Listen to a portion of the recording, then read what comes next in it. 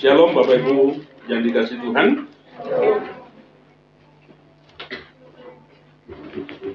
Senang pada pagi hari ini kita bisa bersama-sama kembali bertemu dan kita beribadah bersama-sama.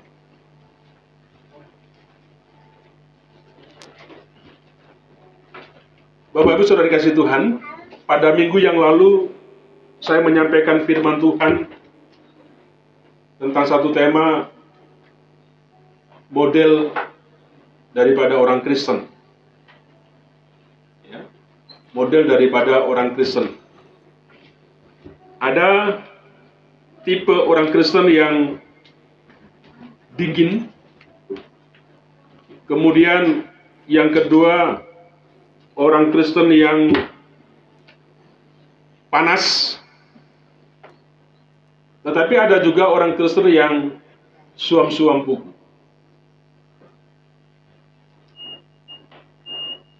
Coba tanyakan kalian kira-kira kita tipe yang mana? Panas ini kayaknya panas. Tadi ini panas ya. Kakak bisa nyalakan ini aja, tumben hari ini nggak nyala ya. Apa namanya? Kipasnya. Berat banget. Mari kita perhatikan di dalam kitab Wahyu pasal yang kedua, ayat 8 sampai dengan ayat yang ke-11. Kitab Wahyu pasal yang kedua, ayat yang ke-8 sampai dengan ayat yang ke-11. Mari kita akan membacakan secara silih berganti. Saya akan membaca yang ganjil, Bapak Ibu, ayat yang ganjil, Bapak Ibu, yang genap saya, sampai ke ayat yang ke-11 saja. Ya. Mari kita akan membaca secara silih berganti. Demikian bunyi firman Tuhan. Kepada jemaat di Smyrna. Dan tuliskanlah kepada malaikat jemaat di Smyrna. Inilah firman yang awal dan yang akhir, yang telah mati dan hidup kembali. Aku tahu kesusahanmu dan kemiskinanmu, namun engkau kaya, dan fitnah mereka yang menyebut dirinya orang Yahudi, tetapi yang sebenarnya. Sesungguhnya iblis akan melemparkan beberapa orang di antara ke dalam penjara supaya kamu dicobai, dan kamu akan beroleh kesusahan selama 10 hari.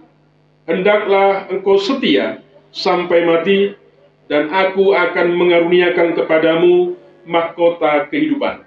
Siapa bertelinga, hendaklah ia mendengarkan apa yang dikatakan Roh kepada jemaat-jemaat. Barang siapa menang, ia tidak akan menderita apa-apa oleh kematian yang kedua. Amin. Ayat yang ke-10b, hendaklah engkau setia sampai mati. Ya. Hendaklah engkau setia sampai mati.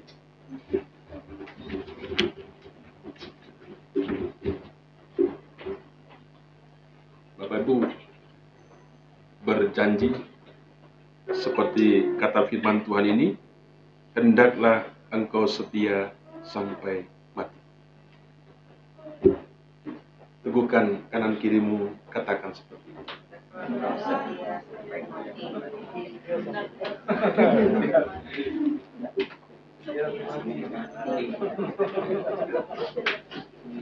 Saya ingat pada waktu saya menikah, Bapak Ibu, di gereja.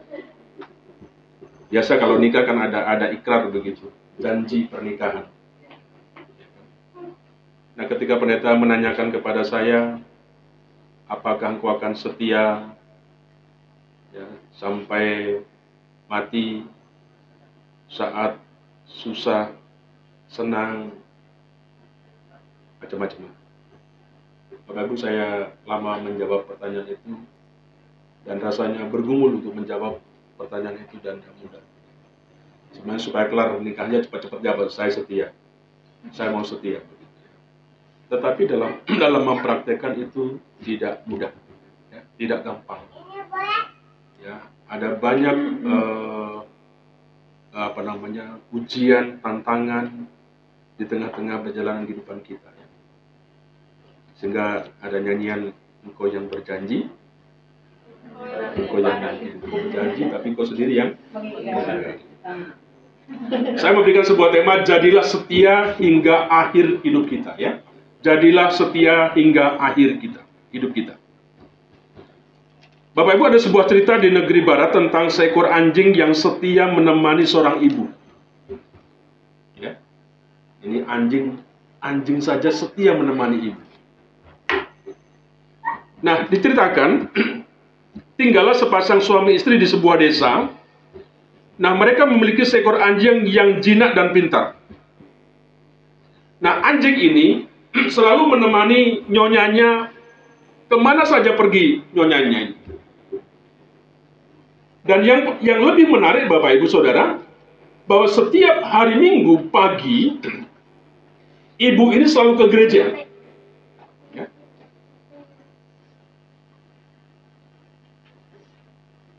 Setiap masuk ke gereja,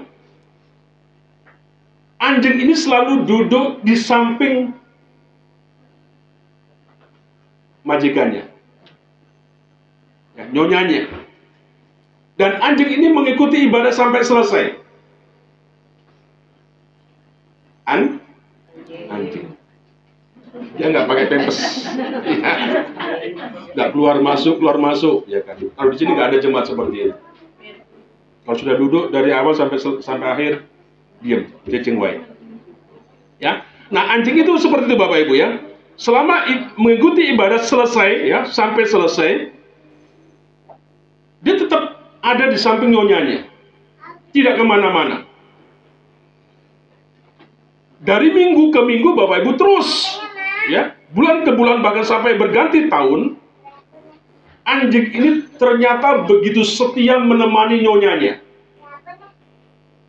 Ya. Tetapi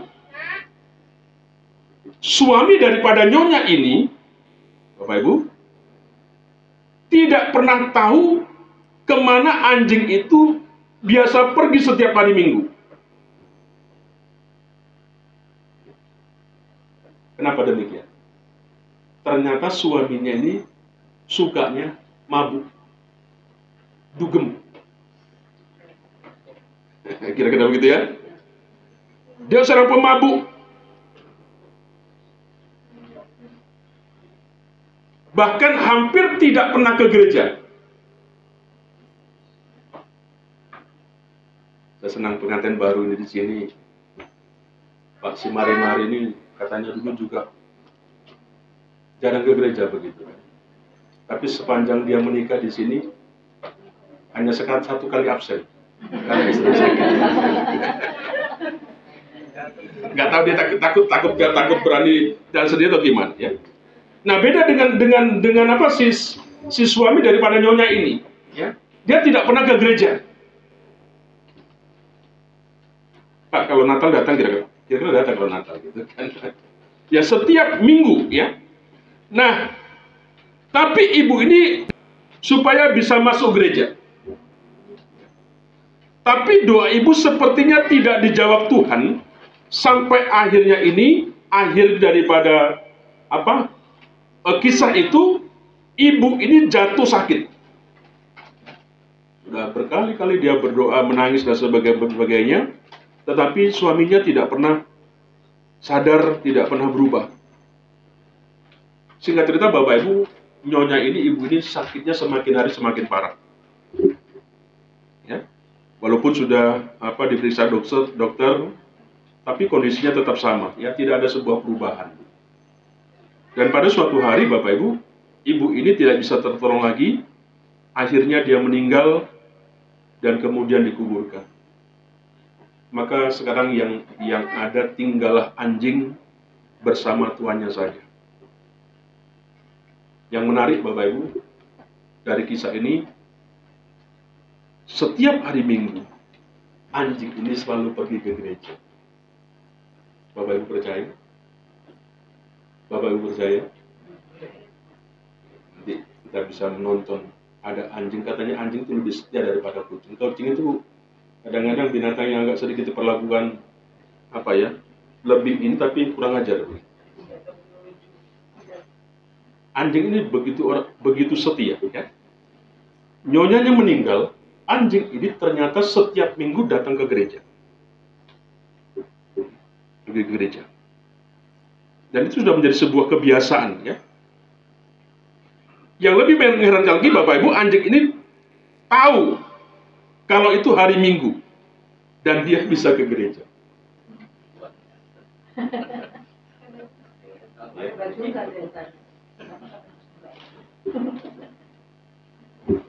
Anjing saja tahu kalau hari Minggu dia pergi ke gereja.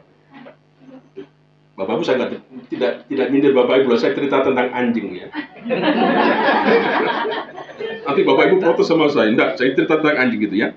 Nah, tapi yang pasti anjing ini tahu karena sebuah kebiasaan gitu, ya. Ada ada anjing yang punyanya profesor itu yang guru musik di Jepang itu, katanya seperti itu. Setia daripada majikannya, ceritanya seperti itu. Sama dengan anjing ini, ya. Nah, Bapak Ibu, tapi hal itu dilakukan terus walaupun tanpa nyonyanya, ya. Dan ternyata tuannya ini ingin tahu kemana sih anjingnya kalau hari Minggu. Akhirnya diikuti, kira-kira seperti itu. Diikuti kemana sih sebenarnya anjing ini, ya. Tetapi pada suatu hari, Bapak Ibu, pada hari Minggu, tuan ini tersadar, dia ingin tahu sebenarnya apa yang dilakukan anjing ini setiap hari Minggu. Dia ikuti, ya, dia ikuti terus seperti itu.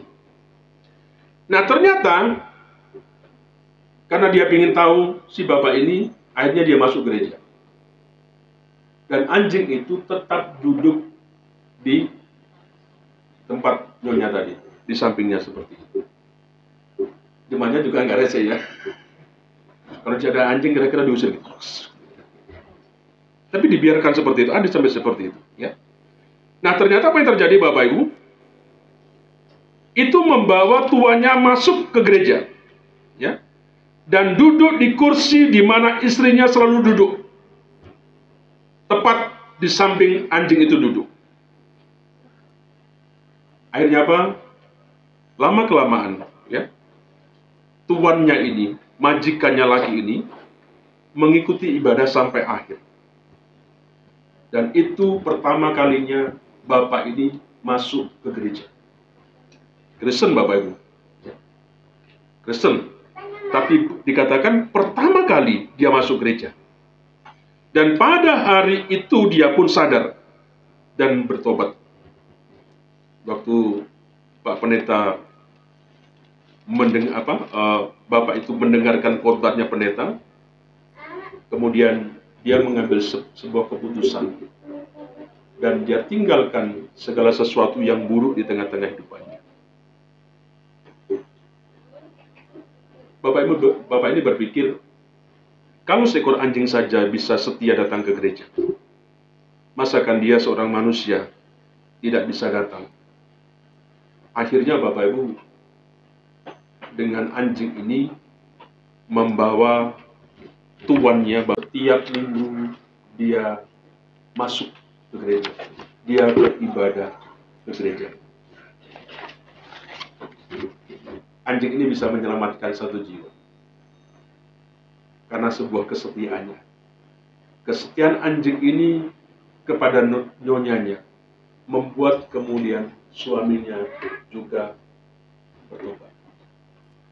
Bapak Ibu saudara kasih Tuhan, ternyata mengikut Tuhan itu juga tidak mudah. Ada banyak tantangan. Ada butuh sebuah perjuangan untuk tetap setia mengikuti itu. Untuk menjadi orang Kristen, ya, yang panas itu tidak mudah. Ya, butuh sebuah perjuangan yang keras. Pasti akan mendapatkan sebuah tantangan-tantangan di tengah-tengah kehidupan kita. Oleh karena itu, hari ini saya ingin mengajak kepada Bapak Ibu Saudara, kita belajar tentang jemaat di Smyrna. Ya. Jemaat ini Tuhan memberikan satu pujian, ya, memberikan sebuah apresiasi kepada jemaat di sini tentang kesetiaan daripada jemaat di Smyrna. Bapak Ibu, sebenarnya seperti apa sih kota Smyrna? Sampai Tuhan itu memuji daripada jemaat di sana. Nah, ternyata Bapak Ibu, kota Smyrna ini adalah kota kuno di pesisir barat Asia Kecil, ya. Ya, sekitar di sekarang ini di sekitar Turki katanya seperti itu, ya. Nah, kota ini pada waktu itu bersaing dengan kota Efesus. Nanti kita akan belajar di lain waktu tentang jemaat Efesus, ya. Nah, Smyrna ini mengklaim, kota Smyrna mengklaim bahwa kota ini adalah nomor 1 di Asia Kecil dalam hal keindahan dan ukurannya. Sangat indah, sangat-sangat luar biasa, ya, walaupun kecil.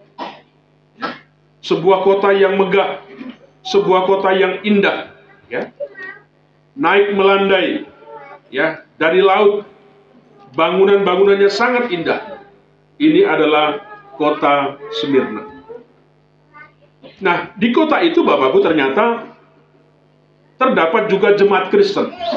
Ya, terdapat juga jemaat Kristen. Nah, kemungkinan besar jemaat Smyrna ini didirikan oleh Rasul Paulus dalam perjalanannya ketiga. Ya, Bapak Ibu nanti yang belajar di sini tentang seminari Trimil di sini, ya, ada mulai Bapak Ibu kaum awam. Nanti kita akan belajar.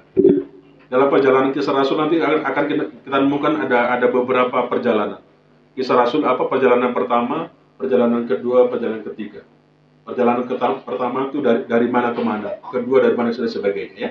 Nah, ternyata kota ini, Smyrna ini merupakan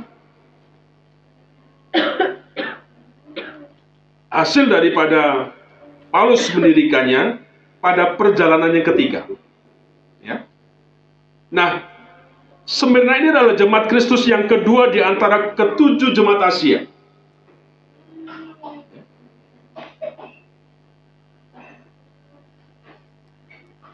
Apa sih artinya nama Smyrna? Ya, nama Smyrna ini berasal dari kata mur, ya, yaitu bahan pembuat minyak wangi. Smyrna ini. Sedangkan kata mur sendiri itu berarti pahit rasanya, ya, artinya pahit rasanya. Nah, ini sangat cocok dengan keadaan jemaat Smyrna yang kala itu mengalami hal-hal yang pahit, ya, karena penderitaan yang mereka alami. Satu kondisi yang berbanding balik dengan keadaan kota yang kaya dan berkelimpahan, ya. Aneh gitu loh Bapak Ibu, ya. Ini dikatakan kotanya kaya, kotanya berkelimpahan, tetapi ada orang-orang Kristen yang di Smyrna ini justru mengalami sebuah keterpurukan, ya. Pak, mungkin mereka miskin, mungkin mereka melarat, karena mungkin jemaat ini tidak mau bekerja, malas. Bukan masalah itu Bapak Ibu dikasih Tuhan, ya.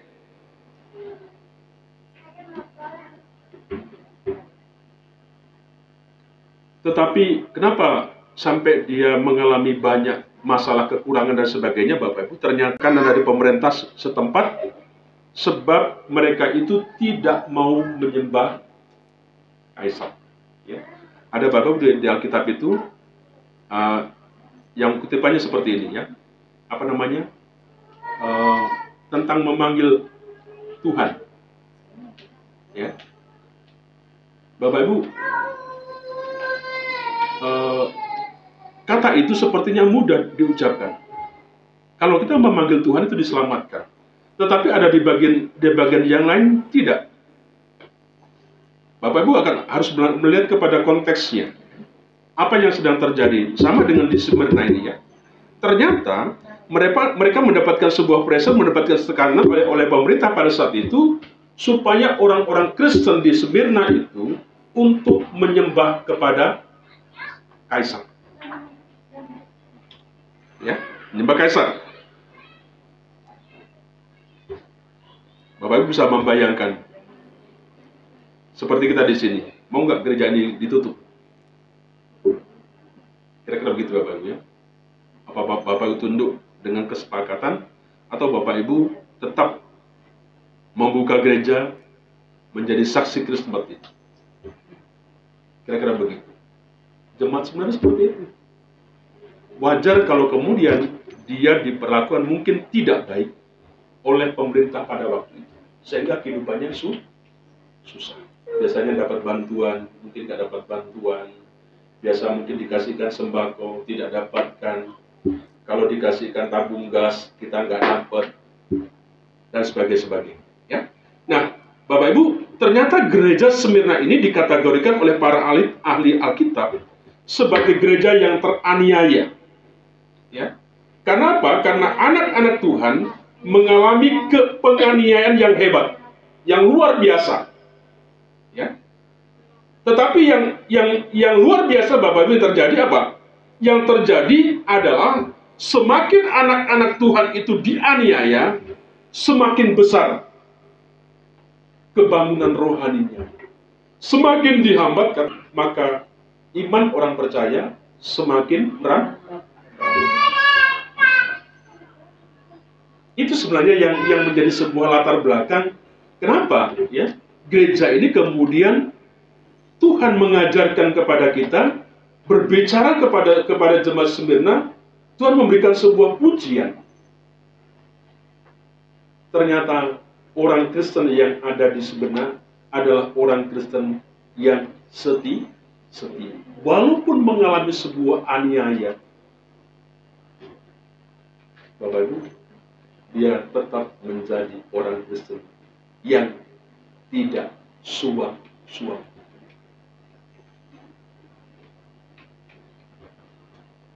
Kalau kita perhatikan dalam Wahyu pasal 2 ayat 9 Bapak Ibu, perhatikan di sana, dikatakan, aku tahu kesusahanmu dan kemiskinanmu, namun engkau kaya. Kalau kemarin jemaat di mana? Di Philadelphia, di Laodikia, dikatakan, engkau berkata, kaya, tetapi sebenarnya dia miskin, melarat. Ya, ketelanjanganmu itu memalukan seperti itu. Tetapi di sini dikatakan oleh Tuhan kepada jemaat Smyrna dikatakan, namun engkau kaya, ya, dan fitnah mereka yang menyebut dirinya orang Yahudi, tetapi yang sebenarnya tidak demikian. Sebaliknya, Bapak Ibu, ini perkataan Tuhan yang menyakitkan. Ya, sampai ada dikatakan jemaat simbolis. Bapak Ibu, itu sebuah kondisi, sebuah latar belakang yang terjadi dengan jemaat di sini, di Smyrna. Gereja mengalami penganiayaan yang sangat kejam dari kerajaan Romawi. Bukan hanya penganiayaan secara fisik Bapak Ibu saja, ya, tetapi juga mengalami penganiayaan secara ekonomi, ya, yang menyebabkan mereka menjadi sangat miskin. Saat itu, jika masyarakat mengetahui bahwa seorang adalah pengikut Kristus, mereka ditangkap, mereka dianiaya, mereka akan dikucilkan dari masyarakat. Bagaimana Bapak Ibu ketika Bapak Ibu ada di tengah-tengah situasi kondisi pekerjaan yang seperti itu? Bapak Ibu kan? Atau sudah mulai pamit? Mau resign Bapak Ibu dengan dikelilingmu orang-orang yang mungkin menterormu, membuatmu tidak nyaman, dibuat gaduh dalam pekerjaan apa saja di tengah-tengah lingkungan. Apakah kamu pergi begitu? Bapak Ibu, ini menarik. Ini sebuah kondisi dan tidak mudah kita ada dalam lingkungan yang seperti itu.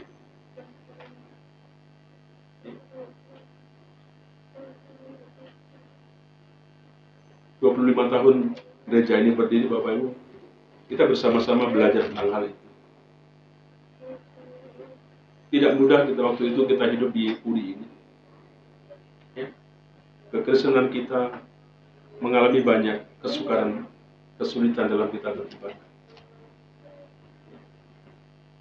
Kita ibadah kemana-mana, kita klinik-klinik, dari desa, dari kecamatan, kemudian ke PT, kembali ke tempat ini, dan sebagainya. Kemudian kita ke rumah-rumah dan sebagainya.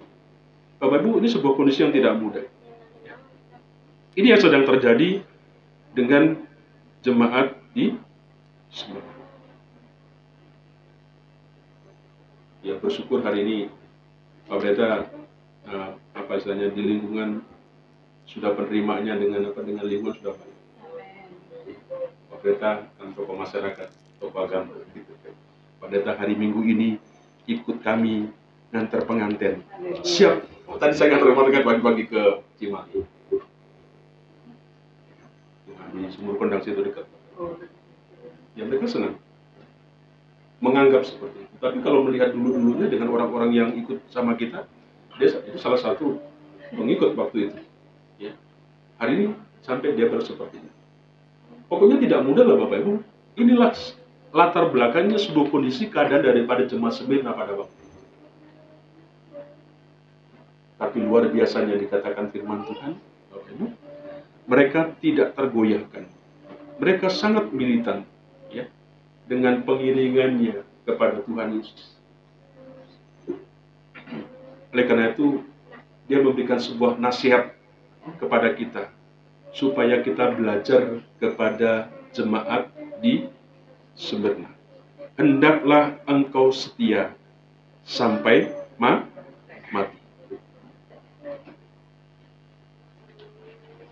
Apa pesan Rasul Yohanes kepada jemaat yang mengalami seperti ini? Ya. Dia menasihatkan kepada mereka untuk tetap setia pada Tuhan di tengah pencobaannya. Gampang ya? Bisa Bapak memberikan sebuah nasihat kepada orang yang mengalami sesuatu yang sangat-sangat terpuruk. Dan dia, Bapak katakan, belajarlah engkau setia. Mengikut Tuhan. Mengiring Tuhan. Apapun yang terjadi, engkau setia. Dalam arti mulutmu saja enak ngomong. Tapi ini sebuah pesan yang diberikan Rasul Yohanes kepada mereka. Tetap setia pada Tuhan di tengah pencobaan. Nah, pencobaan di sini Bapak-Ibu bisa mengandung 3 makna ya. Yang pertama, memiliki makna arti kesusahan. Kesusahan yang dialami oleh jemaat Smyrna. Yang kedua, pencobaan di sini dalam arti kemiskinan. Mungkin dia jemaat yang sangat-sangat tidak punya uang. Ya, jangan dong hepeng kata orang Batak begitu kan? Tidak punya uang, miskin.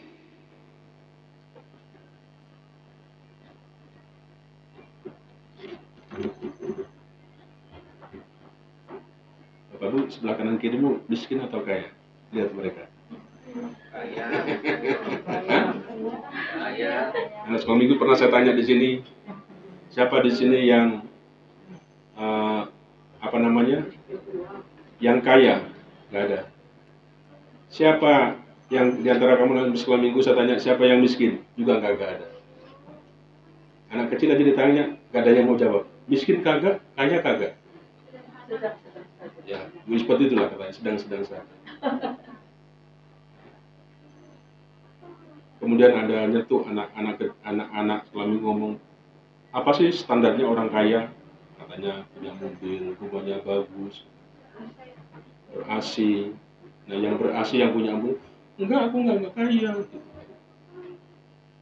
Singkat cerita Bapak Ibu, apa yang mau saya katakan kepada anak-anak kita? Sebenarnya saya ingin mengajarkan kepada mereka punya sebuah karakter, mentalitas yang tangguh, yang kuat. Apapun keadaan daripada dirinya, orang tuanya, dia itu bangun. Saya ini nanya jam bebas. Walaupun saya bubuh pabrik, dia mau kemana waktu perkenalan begitu. Tapi seringkali apa yang terjadi Bapak Ibu? Kadang kala kita ini, karakter kita, mentalitas kita miskin. Sudah miskin lagi, mentalnya miskin.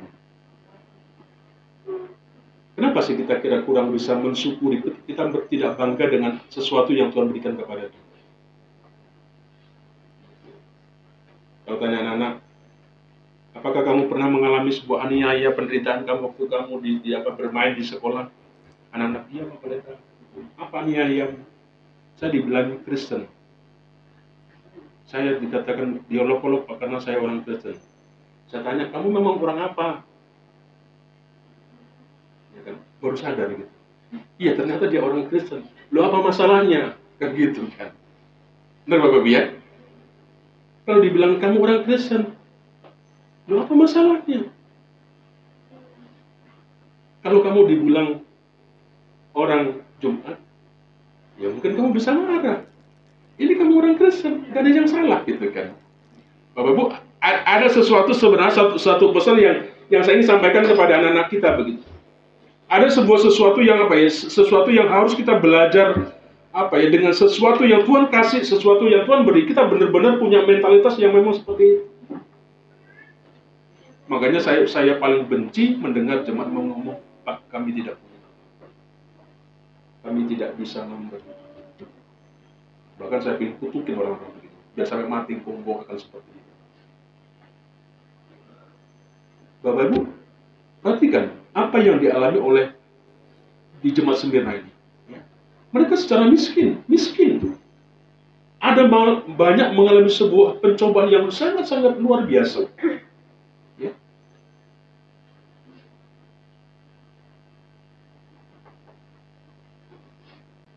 Tetapi perhatikan kata firman Tuhan, pujian kepada orang-orang Kristen di sana. Tapi engkau adalah orang-orang yang setia. Orang yang setia. Walaupun mungkin hartanya tidak banyak, mungkin hartanya dirampas, mungkin ada banyak orang yang membenci kekristenan mereka, tetapi luar biasa. Yohanes berkata, tetaplah engkau setia. Arti yang ketiga, Bapak Ibu, pencobaan di situ bisa berarti dimaknai pula sebagai pemenjaraan. Bisa jadi karena kondisi yang saya katakan, banyak orang Kristen pada waktu itu juga yang dipenjara, yang dimasukkan ke dalam penjara.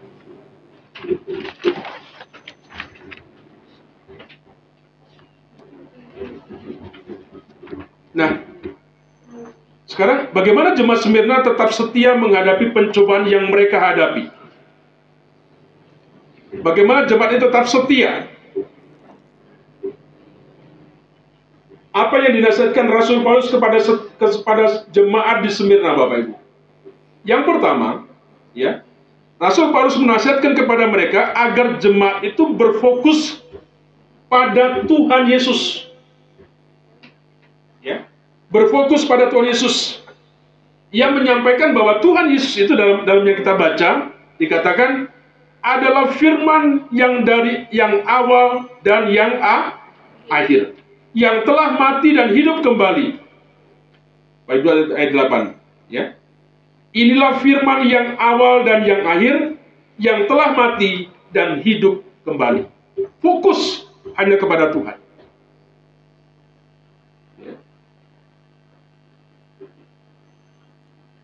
Bapak Ibu, apa maksud gelar daripada yang dikatakan yang awal dan yang akhir? Artinya, Yesus itu akan memenuhi akan janjinya Allah. Pemenuhan terhadap janji Allah. Itu sebenarnya yang mau dikatakan. Apapun keadaanmu, apapun yang terjadi dengan kehidupanmu, dia berkata fokus kepada Tuhan. Kepada Tuhan Yesus. Karena dia yang awal dan yang akhir. Dia yang memulai segala sesuatu dan juga dia yang akan mengakhiri segala sesuatu. Gereja ini bukan karena seseorang, bukan karena hamba Tuhan. Gereja ini bertahan. Gereja ini dibuka, itu kita percaya, itu karena memang Tuhan yang mau. Kalau Tuhan membuka, maka tidak ada seorang pun yang bisa menutupnya. Itu sebuah kebenaran yang kita yakini. Makanya waktu saya waktu ibu mengandung, Bapak Ibu, siapa namanya dulu, Iva dan Rebek, itu perkataan itu. Ya.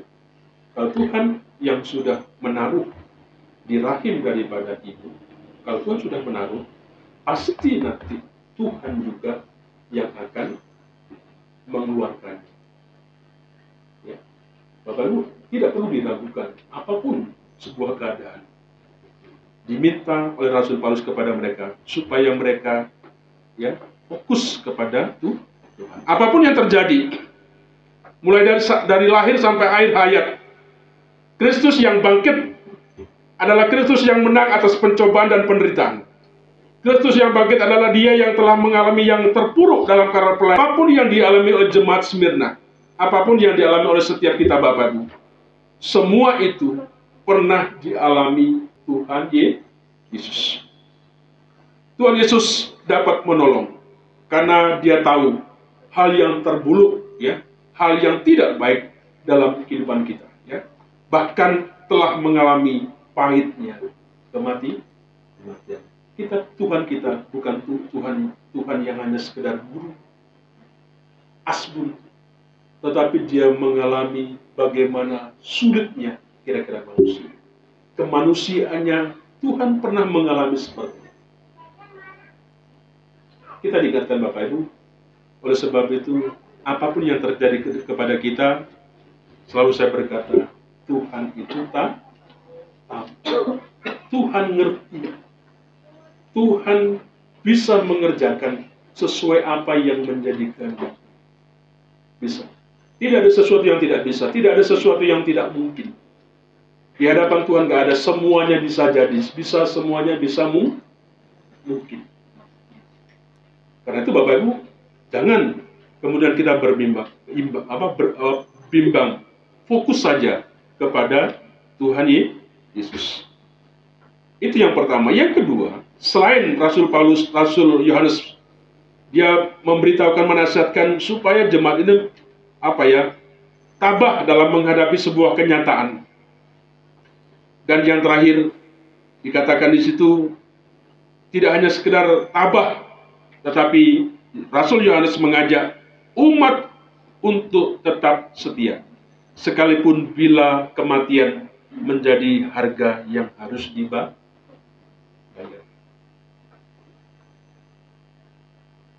Sejarah membuktikan tentang kesetiaan jemaat Smyrna dalam mengikut Tuhan. Ini tidak omdu Bapak. Ya. Kalau kita bicara tentang sejarah, tentang jemaat, kesetiaan daripada jemaat Smyrna ini dalam Tuhan, Bapak Ibu, itu sejarah membuktikan. Ya. Nah, kisah kesetiaan dari jemaat Smyrna ini yang patut menjadi teladan adalah kisah daripada Polikarpus. Ya. Nah, Polikarpus itu adalah uskup Smyrna. Ya. Nah, sejarah mencatat, Bapak Ibu, bahwa Polikarpus itu dihukum pemerintah setempat dengan dibakar pada sebuah tonggak pada tahun 155 Masehi. Yaitu ketika dia menolak, berkata, Kaisar adalah Tuhan. Ini menjadi sebuah bukti sejarah. Ada uskup, dia tidak mau menyangkal. Ya. Dia tidak mau berkata, Kaisar adalah Tuhan. Dia menolak perkataan itu. Dia tidak mau mengakui seperti itu. Akhirnya apa Bapak Ibu? Karena dia menolak, hanya Polikarpus ini dibawa ke stadium. Kemudian mereka didesak di sana, dia didesak di sana, dia diminta untuk bersumpah. Ya. Kamu bersumpah, bersumpahlah, maka aku akan membebaskan engkau kalau engkau mau menyangkal Kristus. Dipressure, didekat, diminta, kamu harus nyangkal. Bersumpah, seperti itu ya. Tetapi Bapak Ibu, apa kata Polikarpus? Ya, dia mengatakan seperti ini. 86 tahun aku melayani dia. Ya. Dan dia, Bapak Ibu, 86 tahun aku melayani Yesus, dan dia tidak pernah menyakiti hatiku sekalipun. Bagaimana mungkin aku dapat menghujat Raja dan Juru Selamat ketika diminta untuk menolak, ya, menyangkal. Dia berkata seperti itu, 86 tahun aku melayani, tidak ada sedikit pun Tuhan itu menyakiti. Bagaimana mungkin aku akan menyangkal? Bapak Ibu, akhirnya Polikarpus ini dihukum dengan dibakar hidup. Wajar kalau kitab Wahyu menuliskan satu pesan Tuhan kepada jemaat Smyrna untuk tetap setia, sekalipun nyawa taruhannya. Nah, kisah kesetiaan jemaat ini, Bapak Ibu, patut untuk kita refleksikan, ya, untuk kita maknai dalam kehidupan kita masa kini. Seperti yang saya katakan tadi, mengikut Tuhan itu memang tidak mudah, ya, penuh dengan tantangan, butuh sebuah perjuangan untuk tetap mengikuti Dia. Yang muda-muda, ya, kalau kita cari pasangan, rasanya sulit menemukan orang laki-laki. Ya, belum lagi perempuannya hanya kerjanya di rumah saja, nggak pernah kumpul-kumpul. Ya. Gereja hanya bilang, nggak boleh kayak begitu, gitu. Hanya dilarang-larang, nggak pernah diwadahi, dikumpulkan. Kalau sudah ketemu, ternyata banyak anak mudanya yang masih bujang, yang belum nikah, perempuannya juga sama sebagainya. Bapak Ibu, mari kita belajar untuk seperti dikatakan setia. Itu tantangan bagi kita anak muda. Belum lagi dipameri dengan macam-macam. Ya. Gak apa-apa lah, yang penting tajir, gitu kira-kira, ya. Gak apa-apa. Jadi itu mantu dari Pak itu tadi ternyata orang kaya juga di situ. Bos, rumahnya gede dan sebagainya. Siapa kalau ditawari anak laki-laki nikah dengan begitu? Rumahnya udah bagus, mobilnya pajir, kita naiknya motor kerek gitu. Ya kan, siapa nggak akan goyah kira-kira begitu, iya kan? Perempuannya cantik lah. Di KKN Hosiana rasanya tidak diketemukan. Kira-kira begitu, ya. Tantangannya banyak. Ketemu si ini saja, ketemu si itu saja, nggak ada ketemu yang lain. Bagaimana kita diajar untuk setia? Tidak mudah. Belajarlah kepada kesetiaan jemaat di Smyrna. Mari kita refleksikan, mari kita maknai, ya, kehidupan kita di masa ini. Ya. Sekali lagi, ini menjadi suatu tantangan yang tidak mudah untuk dikatakan saja. Ya. Maka dari itu, sebagai persekutuan kita dipanggil untuk saling meneguhkan, ya, satu sama yang lain, supaya kita memiliki sebuah teguhan hidup, ya, dan tetap setia, ya, mengikuti Tuhan. Sebab itu, mari kita belajar, ya, kita tanamkan dalam kehidupan kita. Saya tidak tahu persis bagaimana dengan kita masing-masing, ya. Tapi saya berharap Bapak Ibu, kita mau belajar tekad secara pribadi kita dengan Tuhan. Saya mau hidup, ya, sampai setia sampai mati. Mari kita tutup sejenak, kita akan melihat